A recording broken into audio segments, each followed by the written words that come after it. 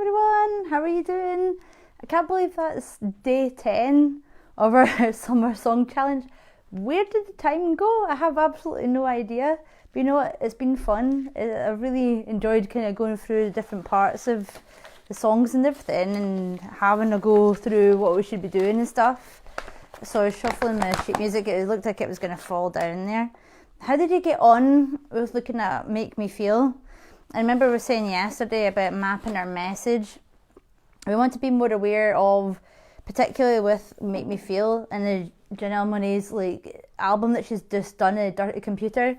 We need to be more aware about not just the things that we're singing in the song, but also looking at the messages and themes that are happening throughout that whole album. So I think it's important to incorporate those things into the song, especially if they're having some kind of social message, whether that's thinking about equality of opportunity and things based on merit rather than people being biased against someone because of where they're from or what they look like or what gender they are or whatever, And I uploaded, remember, on the Google Drive some of the difficult passages. So one of them is one that I mentioned before. Let's put my thing on here.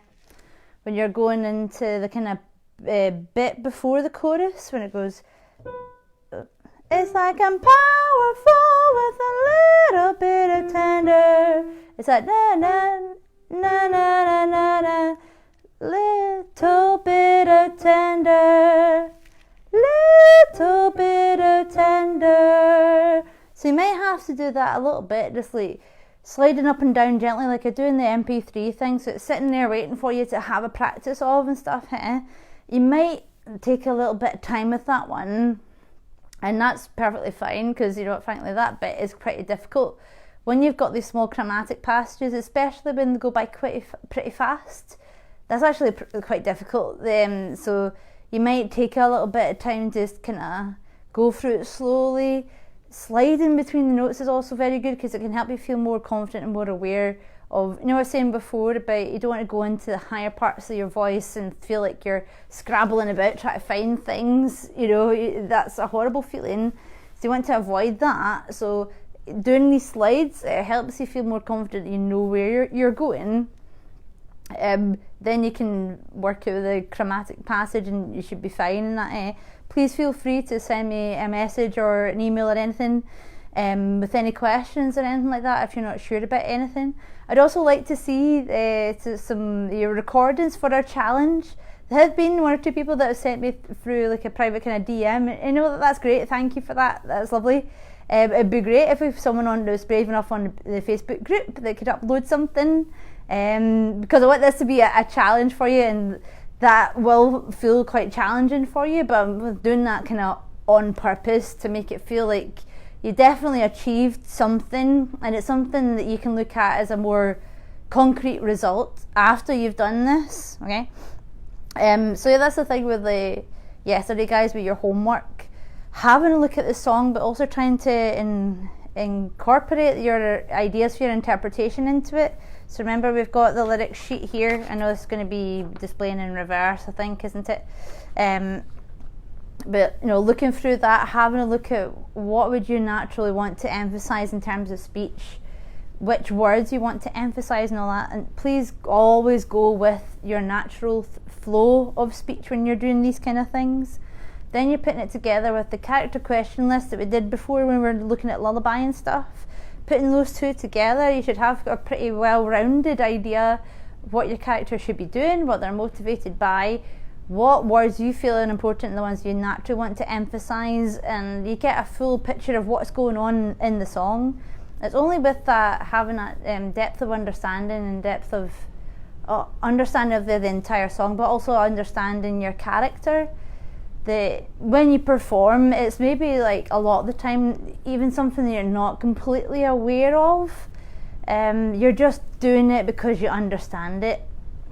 But the outside result is, for people sitting in the audience, is that you perform a lot better and you connect with your audience a lot more effectively.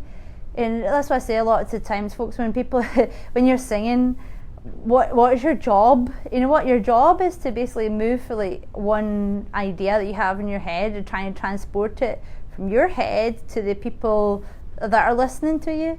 Let me just hang on a minute. I'm going to see if I can pull the curtain back, see if I get more natural light here. Hang on. Let's see if we can pull this a bit. Well, that seems to be working. Okay, hang on. I forgot to pull the curtain back. Oh, there you go. That's a bit better. Yay! Get some more light. That's better. Awesome. So yeah, like, you might not think that you've actually achieved an improved result, and that's why I encourage you to do a recording. Do a recording when you're first starting.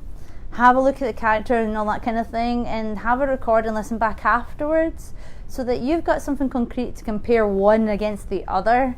But it's also a good idea as well, like, if you have a chance to sing in front of an audience and stuff, if they've heard you sing these songs before, ask them to listen again and see if you get any feedback.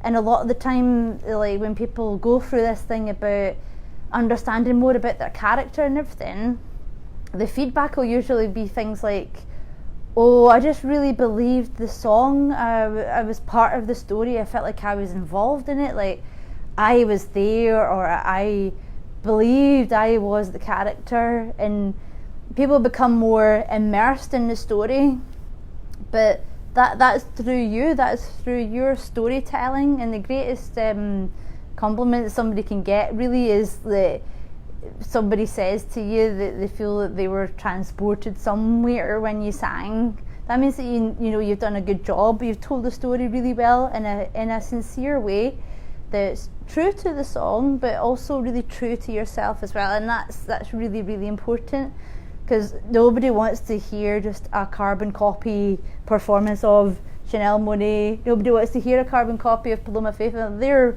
both quite unique artists in their own right, and they're doing their own thing, and that's how they developed. Do you know what I mean? They've developed as artists for going through that discipline of finding where they work well and what they enjoy, what words they want to emphasise. I mean, they've gone through this whole process as well. Maybe not exactly the same as what we're doing today, but the end result is the same. That they know how to really connect with a song, they know how to perform it well to make it seem like feel genuine and sincere. And even if they haven't necessarily gone through the experiences that the character has in the song, they have a great sense of empathy and they can understand it.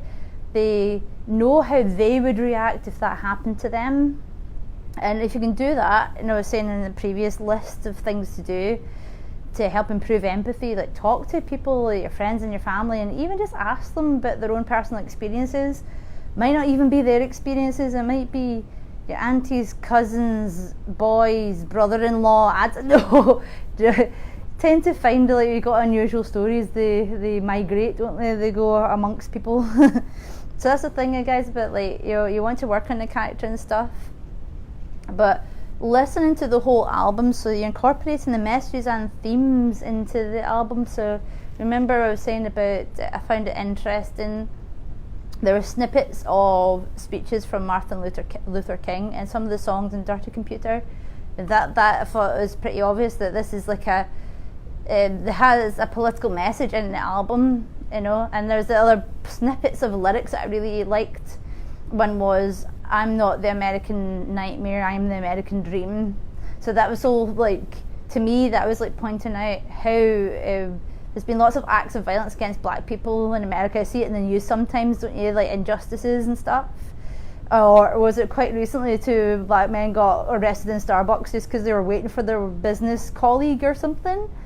Completely ridiculous, So there's a lot of people that perceive black people as being a nightmare, and it's completely unfounded. So it's showing that she's being successful, that she's the American dream. It just shows you that there's no need for any of that. There's no need to be scared. And people are like being judged unfairly because of what they look like on the outside. It's completely ridiculous. And that's the message here. It's about, to me, it's about pointing out where things haven't been fair and thinking about how we can improve them for the future, to avoid mistakes that have happened previously. Remember the other lyrics that I mentioned was that or I think there's going to be a pussy riot, or we're going to put them on a pussy diet. I mean, I thought that was brilliant.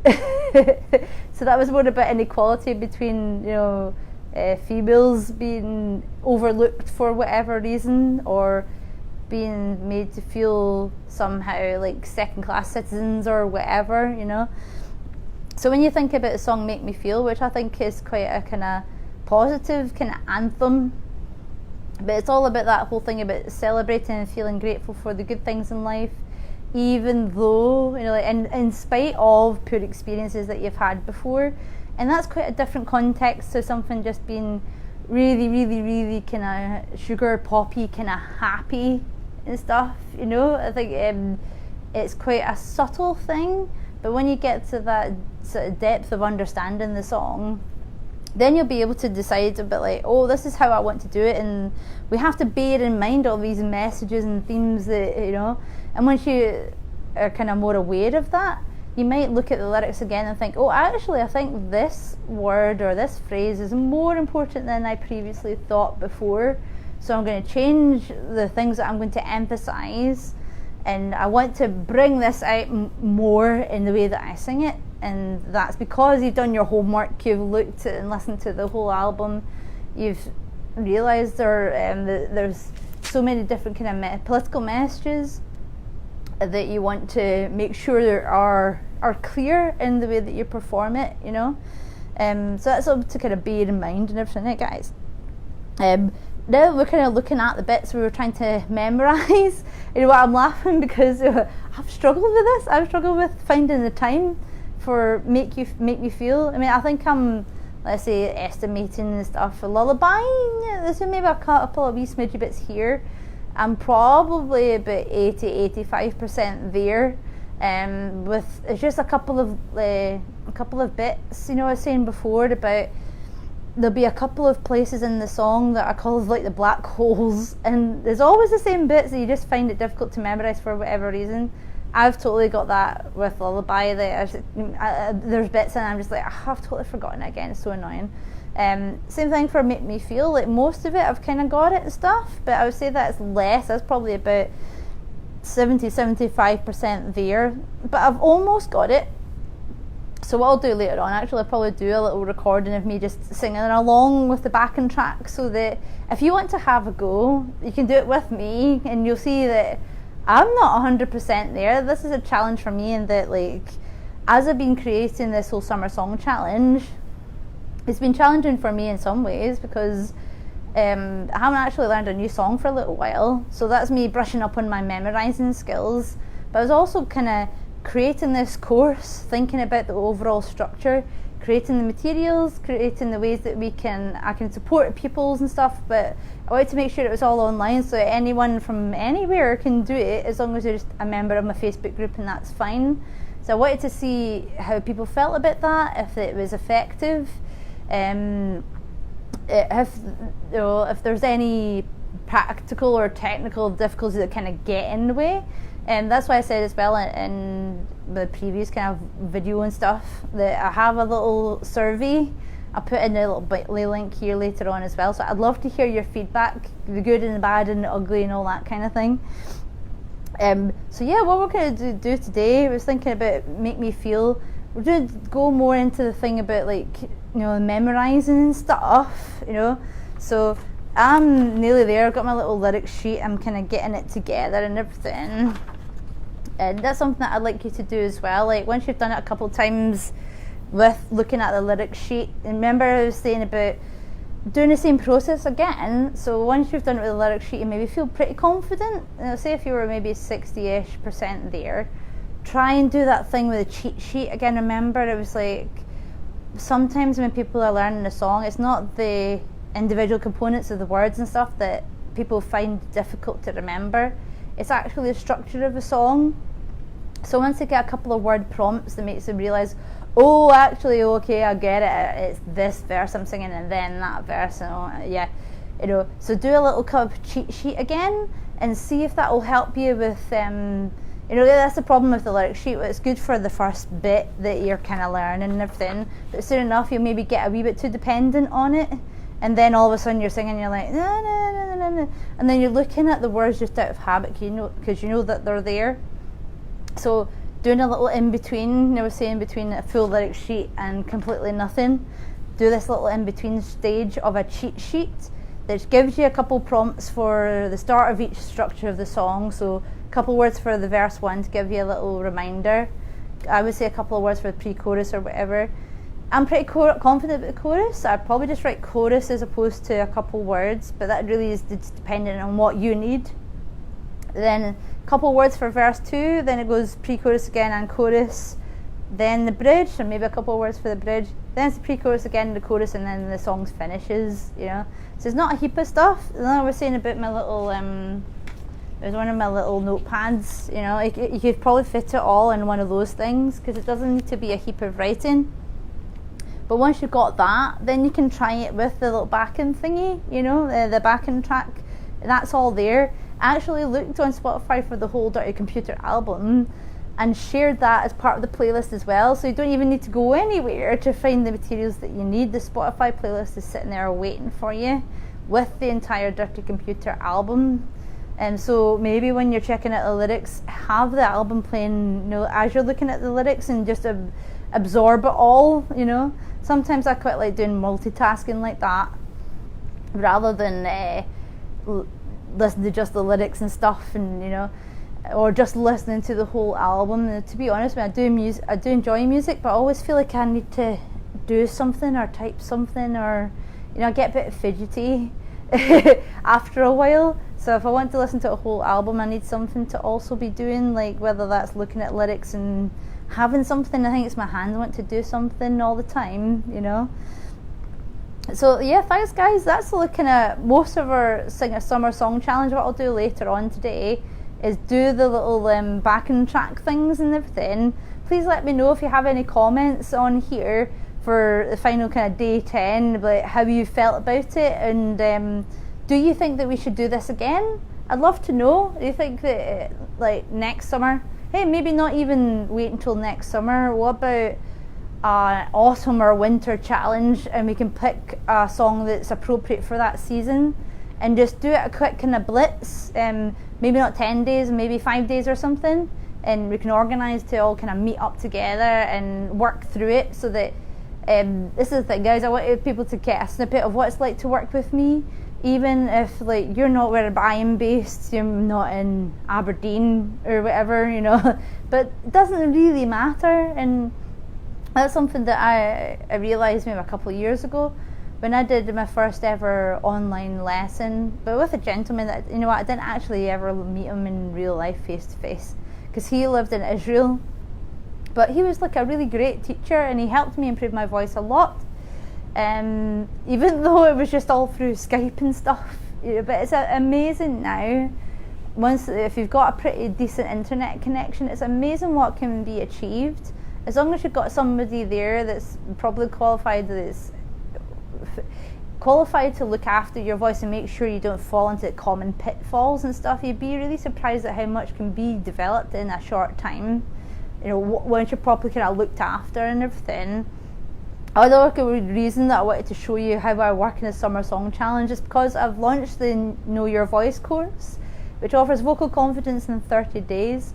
It goes into much more depth into doing things like character development side of things, proper breathing technique, knowing what your voice type is, all these other kind of things that help you with first developing your voice, mapping it out so that you feel more confident about what suits you, and so that how you can develop your voice when you're going further down the line, one of the parts of it that I was quite chuffed with is why that I love Spotify so much.